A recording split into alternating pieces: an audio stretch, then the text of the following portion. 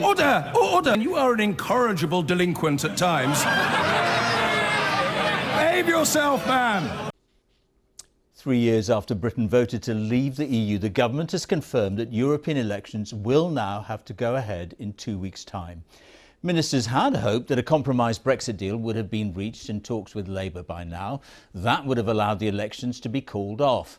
The UK was due to leave the EU on the 29th of March, but as no deal was agreed by Parliament, the EU extended the deadline to the 31st of October. Here's our political editor, Laura Kunsberg. Hackles up, territory to defend. It's not just the Prime Minister's cat that's been holding the line on Brexit. The lack of agreement so far means European elections will go ahead. We will be redoubling our efforts and talks with MPs of all parties to try to make sure that the delay after that is as short as possible. Ideally, we'd like to be in a situation where those MEPs from the UK never actually have to take their seats in the European Parliament, and certainly to get this done and dusted by the summer recess. The way out could be talks with Labour, marching to the table again in Whitehall. Sceptical there's much new on offer. The promise of a closer trade arrangement, a customs union for a while, is already available as part of the deal that's failed in Parliament several times. I think the time has now come, sort of crunch time, when the government's got to decide whether it's serious about significant changes, capable of actually delivering a majority in the House of Commons, and we're going to be pressing them hard on that this afternoon. Both the big parties at Westminster were spooked by grim local election results last week, worse than they'd expected. Both of the leaders think there is some logic to doing a deal together. But for the many Tory Eurosceptics who thought Theresa May's deal was a cop-out, working with Labour is even worse. We've got to deal with where we are, not where we'd like to be. It is incredibly difficult, but I don't think a customs union deal is going to deliver what we've promised. And does sitting down with Labour make it easier or harder for Theresa May to get this through ultimately, do you think? Well, I think it would make it easier to maybe get it through Parliament, but if you're doing it with more Labour votes than Conservative ones, I don't quite know what that means for government afterwards. And that is exactly the problem for both sides. Compromising might sound sensible, but there are plenty of Tory MPs, including ministers, who think a deal with Jeremy Corbyn would be worse than no deal at all. And on the Labour side, there are many MPs who think helping to push through Brexit would be a huge mistake. Helping the enemy in politics is rarely straightforward. But Number 10 does believe this is a process that could unstick the jam. Tonight, a different message carrier will make the case on the continent that although we're leaving, we still want to be friends. But with unhappiness about her leadership too, the Prime Minister also needs to concentrate on alliances at home. Laura Kunsberg, BBC News, Westminster. Now, the government has finally confirmed that the European elections cannot be avoided. The UK will vote to send 73 MEPs back to the European Parliament in just over 2 weeks' time. The government now hopes those MEPs will be out of a job after just a couple of months if a Brexit deal can be done before Parliament breaks for the summer. Labour's Brexit team were back in Whitehall today for more talks on reaching a cross-party deal. But those talks infuriate some Conservative backbenchers, and the person they want out of a job by the summer is Theresa May. Our political editor, Gary Gibbon, is in the Commons. Gary. You'll remember, of course, that we were told an extension to Article 50, that March Brexit date, that wouldn't happen. We were told for quite a while by people in the Cabinet that the whole idea of a transition after leaving, that wouldn't happen.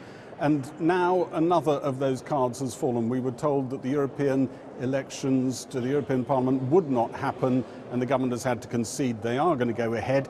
There was just a chance, a glimmer of hope for some people who don't want these to go ahead, that maybe Theresa May could squeeze some activity out of Parliament before those MEPs, once elected, get to sit in Parliament. One government source told me tonight even that, which would mean getting a deal by the 30th of June, was now looking challenging. I think given the language that's been used in the past, we can say that means there's probably not a ghost in hell's chance of it happening. Those talks between the Labour frontbenchers and Conservative ministers are still going on, and I'm told that the whispers from the room are that they feel as though they are reasonably constructive, and it's looking like there could be further talks very soon. Sounded a bit like they might carry on into tomorrow. I'm also hearing that there is intensive work going on in Whitehall to work out an exhaustive ballot approach to the future relationship with the EU, which could well mean eliminating the bottom candidate that doesn't seem to make it through, so that Parliament is forced, in a way, to change its normal procedures and come out with a majority for something.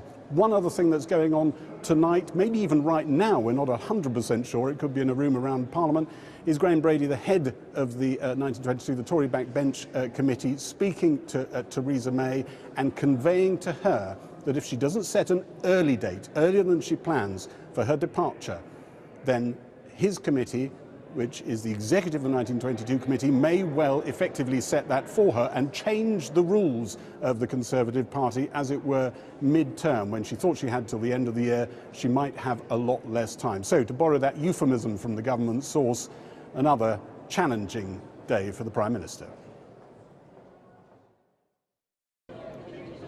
4 days after last week's painful encounter with English voters in the local elections, the government today had to confirm the European Parliament elections will go ahead, despite this warning from Theresa May 7 weeks ago of how awful that could be. What kind of message would that send?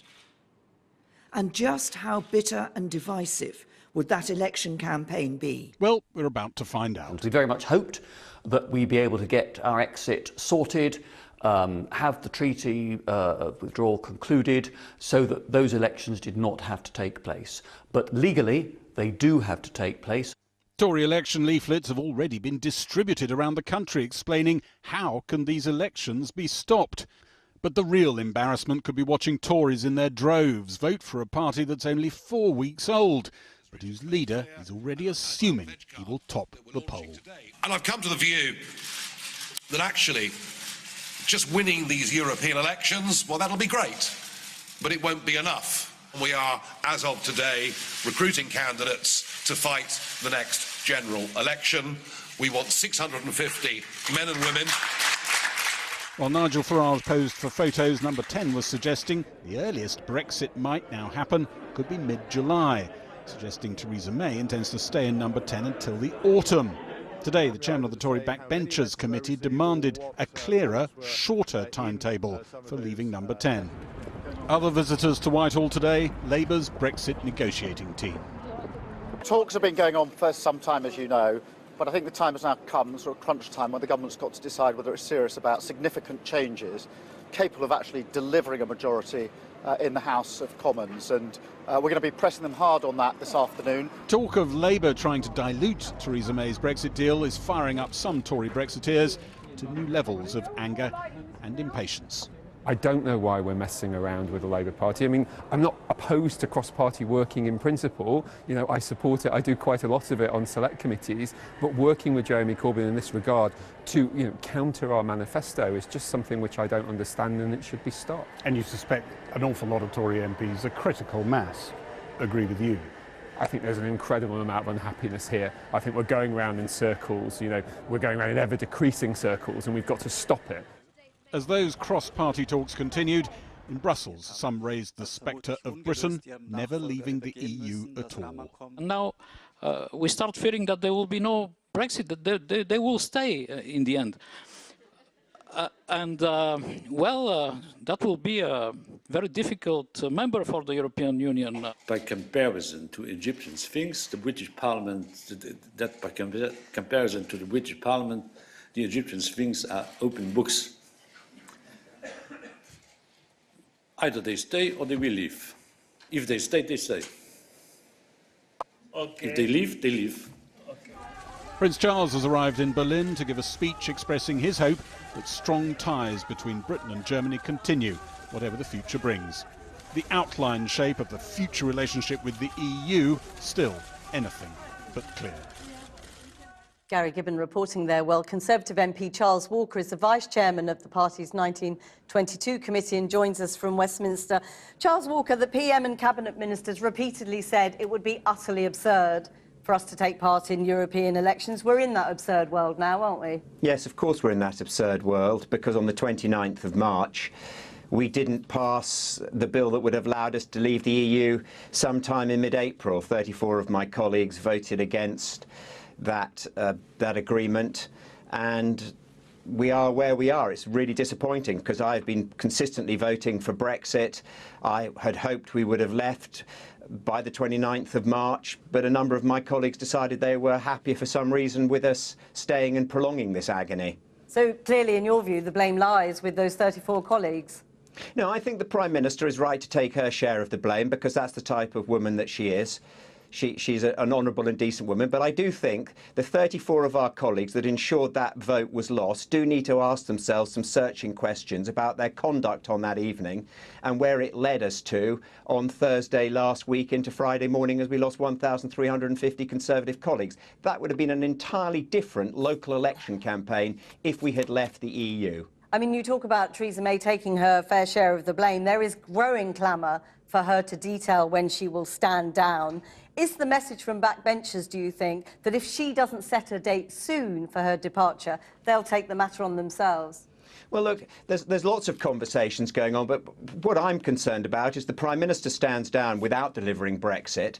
The problems don't go away for the new Prime Minister, and maybe we defenestrate another Prime Minister within 2 or 3 months, then another one, then another one.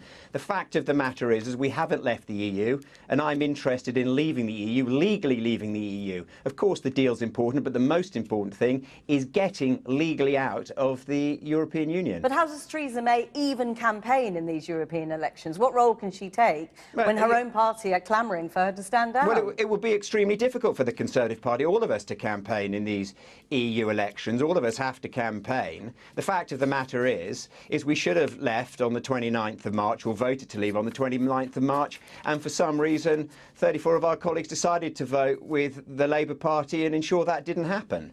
A variety of reasons, some leavers and remainers. Thanks very much for joining us, Charles Walker. And a reminder, today is the last day to register to vote in those European elections. You can do that via the government's website, www.gov.uk/register to vote. And you have to do that before midnight tonight. Regrettably is not perhaps the most compelling of campaign slogans. Today, the Prime Minister's de facto deputy confirmed that through necessity, not choice, the Conservatives would have to fight the European elections. The government was hoping to agree a Brexit plan to avoid facing potential disaster on May the 23rd. But David Lidington conceded it was no longer looking possible to finish the process before the date the UK legally has to sign up to take part. So what happens now? How does a party already riven by Brexit fight for seats in a parliament in which it doesn't want to sit? How will Conservatives fare against the Farage Brexit machine with its simple message and fierce momentum? And what happens to those Europhile Conservatives who feel the party has left them far behind? In a moment, we'll talk to the former Deputy Leader, Michael Heseltine. But first, David Grossman reports from Yorkshire. Getting ready for the race. Over the bank holiday weekend, the riders of the Tour de Yorkshire battled it out through villages and countryside. The East Riding town of Pocklington is on the first day's route. If you want to kill the growing race day buzz, mention a certain electoral contest coming in a couple of weeks. No hand to turning. Are you excited about the big race? Yes. What about the European elections? No. It's still pointless, isn't it? You know, we're supposed to be leaving Europe, so what's the point of electing people to go for like 2 months or something? Will you vote? In the European elections? No, probably won't bother, no. I've voted Conservative for years, but no, not now anymore, because I just think government's shambles. Yeah. How might you vote? I think I'm going to vote for the new party. Give it a try. What, the Brexit party? Yes. The same day that the Tour de Yorkshire was coming to Pocklington, the town was also voting in the local council elections. Even Conservative candidates in that election, like David Sykes, show no signs of party loyalty when it comes to the European elections. I can't for the life of me see the point of it when we should be out of Europe by now. We're not. It's got to cost a fortune, and for what? But you are going to vote Conservative? I withhold my comments on that one. I mean, some people might say that we're in an extraordinary position in politics right now, where a chap standing outside a polling station with a blue rosette on says, in the next election, the next European, I might not vote Conservative. Well, there are some people at the moment that are saying they're never going to vote Conservative again, so never mind the next election. At the local election count at Halton Price Leisure Centre on Thursday night, the Conservatives look nervous. The area is overwhelmingly Conservative, but voters also opted decisively for Brexit. Even the frequent chuckles from the local MP and former Brexit Secretary David Davis can't do much to lift the mood. Candidates like Mike Medini have felt the anger of voters on the doorstep. There's been a lot of protest votes, and people have been telling us that on the polling station. They said we would normally vote for you, but you know they want to stick it to the government, and it's just the way it's going nationally. So. Mike was back at his day job today, which gives him a great view into the lives of local residents. Although he was re-elected to the council, it was, he says, no thanks to the party's leadership. There was promised Brexit. I can't remember how many times Theresa May said Brexit means Brexit, and you know it's not happened yet. The atmosphere on the local level was all focused on Brexit, people wanting to leave, and that's why they were voting against us. So when it comes to the European elections, it's just going to be amplified even more. Do you think it would make any difference if the Conservative Party changed leader, got rid of Theresa May? That is what a lot of people want, even members of our party, and people who aren't members of our party believe that it's time for change. And would that help, do you think, in the European elections? I think it's a bit close now, isn't it? What was it now? 2.5 weeks getting on for. Yeah, I think it might be a bit too close for a leadership change for it to affect. But if you could wave a magic wand and yeah, if somebody would come in who was really pro-Brexit, Brexit means Brexit, and would stand by that, then I think that could possibly, but I don't think it would sway enough. And have you thought about how you might vote in the European elections? Not yet. Really? Yeah, well, no, it's a bit of a tough one, I don't know if you can ask me that one. Helen Green is another re-elected councillor deeply critical of the Conservative leadership. When I met up with her today, she was alarmed by reports that the government might be about to agree a permanent customs union as the price of Labour Party support. That's not what we voted for with Brexit at all.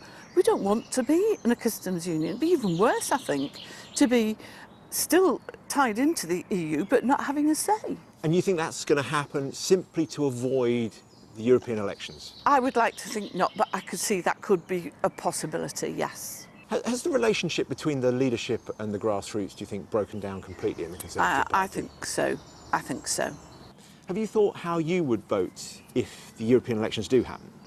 Well, as of the moment, if things stay as they are, I shall not be casting my vote. You just won't vote at all? I'm not going to vote at all. I don't feel by voting I'm supporting those residents that that voted for Brexit. I cannot support. As things are at the moment, I cannot support the Conservative Party in the European elections. The chasm between many Conservative members, activists and councillors and the party leadership in London is now as wide as the Humber. It will take a piece of monumental political engineering to span the divide. Some believe this is now an impossible task and the party is heading for a split. That was David Grossman. Nick Watt is here for us. Nick, you've got some news this evening. Yes, well, tonight Sir Graham Brady, who's the chairman of the 1922 committee, has been meeting the Prime Minister. Now, he's been very open, saying that the Prime Minister does need to name a date for her departure, being discreet about tonight's talks. But there are moderate members on the 1922 committee who've been supportive of the Prime Minister, and it appears that their views are hardening against her. I'm hearing they're saying things like it's got to be very, very clear that the UK will be leaving the EU by May, by June, to ensure that the Prime Minister survives. I've also heard that they're saying saying the Prime Minister has got to bring her withdrawal bill to Parliament next week, and she's got to get a majority on that. I'm hearing language that would hold back the execution squad because they are coming over the hill with pitchforks. The Prime Minister has a very simple response. The only way she can get her legislation through is with Labour votes, and she has not yet got those Labour votes. Thanks very much, Nick. Well, we're joined now by Lord Heseltine, the former Deputy Prime Minister. David Lidington confirmed today that the Conservatives will be fighting the European elections. You'd concede he has no choice. They have no choice. That is the law. Do you know which way you will vote in the European elections? I only know that I will not vote for a Brexit candidate. All my life I've voted Conservative, but if I'm faced with the choice of a Conservative Brexit candidate, I, and I think huge numbers of people like me, will not vote for them. I didn't vote for Zach Goldsmith when he stood as Mayor of London. It was an absolute travesty to suggest that Brexit should rule over London. And I've only done the tiniest straw poll of my friends today. And they had told me months ago they'd never vote a Brexit Conservative. I said so. I warned the party that there were large numbers of Conservatives who will not support a Brexit candidate. I am one. And it was quite apparent from the local election results that there is now a groundswell of Remain supporters who, whatever their traditional party loyalties, are appalled at the decision to leave the European Union. To be clear, all the Conservative candidates are Brexit supporting, aren't they? Well, that is a matter of dispute.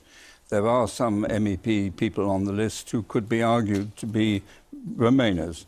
But by and large, the test has to be what does the leader of the Conservative Party and her cabinet say? They have to produce a manifesto. Can they produce a manifesto? If they don't produce a manifesto, the Prime Minister's word will be the word of the Conservative Party. And I have to make it clear that I would not vote for the Prime Minister's policy, and I think a very large number of people feel exactly the same. And if you say to me, and you could, but will you betray your party? My choice is a simple one. Do I betray my country or my party? And that becomes a simple choice with a simple answer. Could you vote for someone else, a different party? I might, but I haven't yet made up my mind because I haven't looked, and I have a problem because the Brexit side of the argument is split. So what do you do? Well, that's a decision that I have to make in the next 3 weeks. But you know it's a closed list system, so you're voting for a party. Is there another party that may get your vote at the end of May? I will have to consider that. But all I know, I have a choice of making up my mind to do something I find extremely difficult to do, or abstaining. And I'm not really much of a one for abstaining. So you think you might be minded to vote for a Remainer party? Look, the issue is very simple when it comes down to it. What is Britain's national self-interest? And every Prime Minister I've worked for, and I started working for Winston Churchill after the war, has told me that Britain's self-interest is inextricably interwoven in the peace and security of Western Europe. I believed it as an undergraduate, I've believed it every day since, and I believe it as strongly today in a shrinking world. And I'm not prepared to allow even my loyalties to the Conservative Party to override my loyalties to my country. And if the Prime Minister looked at you and said, Lord Heseltine, you are a peer of the realm, you are a former deputy leader, I'm going to remove the whip. Would that be worth it? The Prime Minister sacked me a few months ago for voting in the House of Lords in favour of a meaningful vote for Parliament. Within weeks, she changed her mind. And she's quite good at changing her mind. You remember she campaigned to remain in the European Union and then said it was in the national interest to leave. Frankly, I don't find that a very compelling background against which to make a judgment. But could you go back to supporting the Conservative Party then in a general election, having betrayed them, if you like, or removed your loyalty in a set of elections in which they need you? Well, you will know I don't have a vote in a general election, but I'm not going to cop out and just use that as an excuse. I'm talking... I mean, because you're talking not just about yourself, but others like you. About millions of people. A very small majority voted to leave. A huge number voted to remain. And so, in a sense, I feel an obligation to articulate a case for them. And they are going to abandon the Conservative Party in huge quantities. Now, you ask me a simple question, can I see the Conservative Party recovering? Yes, I can, but not on the Brexit side of the argument. Do you know of other Conservative peers in the same position as you who will make that same choice as you in the European I haven't talked to any election? Conservative peer about my decision and my choice, but I do know that within the House of Lords, consistently, there have been colleagues of mine who have voted the same way as I have done, which in basically is to support legislation that can be classified as Remain. Michael Heseltine, thank you for joining us. Thank you. It's been nearly 5 weeks since Labour and the Conservatives started their Brexit talks, which makes you wonder if we've been asking the wrong question all along. The issue at stake is presumably not whether they can find a solution, but whether either of them even wants one. Little progress has been reported. If the Emperor's tailors are indeed sewing a suit of the finest silk, it has, up until this point, remained neatly invisible. And here's why. The Conservatives could pull themselves apart if they eventually land on a customs union, and Labour is, frankly, quite happy to watch them do it. Here's our political editor again, Nick Watt. Unlikely partners on a mission that has so far proved elusive, finding a Brexit accord. Theresa May and Jeremy Corbyn spoke by phone this afternoon before their teams reassembled. The government had wanted clarity by today, but talks will continue in the hope of finding a deal before European elections in 16 days, creating a new Brexit deadline of early July. Labour is demanding 3 core changes to the government's Brexit deal. These range from the possible to the tricky. In the first place, Labour wants to match EU legislation on workers' rights and environmental protections, relatively easy for the government. Then Labour wants greater alignment with EU single market regulations, challenging but doable for the government. Labour's demand for the UK to agree a permanent customs union with the EU is the most challenging issue. That would rip the Conservative Party apart, which explains why the government is asking Labour to accept a souped-up customs arrangement. A few days ago, there were signs that the two sides here in these talks may not be that far apart with possible movement on customs. But today, Labour detected less flexibility from the government as the wider political environment pulls the two sides apart. A sizable chunk of Labour MPs are saying that Jeremy Corbyn can only sign up to a deal if it includes an explicit commitment to a second referendum, a deal breaker for Theresa May. Michael Gove, are you making progress? Little sign today of an imminent breakthrough. Do you really think there's a realistic prospect of these talks getting anywhere? Prospect? Hand of history? Realistic prospect of the car getting somewhere. Hand of history on your shoulder for these talks? Very nice to see you. A protest by supporters of Nigel Farage prompted Labour to leave by the back door. Is it fair to say these talks are not going at a great speed? Well, we're having further talks this week, but we haven't reached any agreement today. And as I said, going in, it's a crunch moment for the government to decide whether it really is going to deliver the change that's going to get a majority. Do you feel the hand of history on your shoulder? Thanks. The full might of the Labour High Command was in attendance. History hangs heavily over any Labour negotiations with the Tories. The left and right of the party still spit out the name of Ramsay MacDonald, the first Labour Prime Minister who split his party by forming a national government with Conservatives. From the shadow cabinet, Jeremy Corbyn is being warned that of course he doesn't want to be remembered as Ramsay McCorbyn. And I understand that John McDonnell is telling colleagues one party may well split in these talks and it won't be ours. The stalling of the talks is piling pressure on Theresa May in her party to name her departure date. A poor performance in the European elections could be the final straw. That was Nick Watt. Now to discuss the ongoing talks, we're joined in the studio by the Conservative Minister for Children and Families, Nadhim Zahawi. We did ask for a Labour Shadow Minister. None was available, but we're happy to be joined by Alison McGovern instead, the Labour MP for Wirral South. Nadhim Zahawi, can you look me in the eyes and tell me that you think these Brexit talks will triumph? Well, look, this is a tough moment for the government. You heard Liddington earlier say that it is regrettable that we're having to have these European elections. I think we need to bring these talks to a conclusion. If you look at what Nick Watt just summarised, which is a pretty good summary, i.e. on workers' rights, on the environment, these are issues that we are in complete alignment agreement on. On the permanent customs union, I think Labour need to sort of think about why would you want to lock the UK into a deal that doesn't allow you to do any other trade deals with the rest of the world? I think we get those points. Well, no, but it's an important point, because actually if you take the politics away from this, the withdrawal agreement, and Liam Fox is very good at articulating we understand this, actually delivers the best of a customs union, whilst also leaving behind the bad parts, which allows us to do deals with the rest of the world. You know you don't have to convince me that I'm not your target audience here, but you do have to convince Labour. Of course. And so far, these talks have been going on for 5.5 weeks, and the only thing I asked was, do you honestly think they're going to succeed? I mean, they haven't got the momentum of a deadline now. We've had this extension. We've got 6 months. We've wasted the first 5 weeks of them. Do you really think we're going to get anything?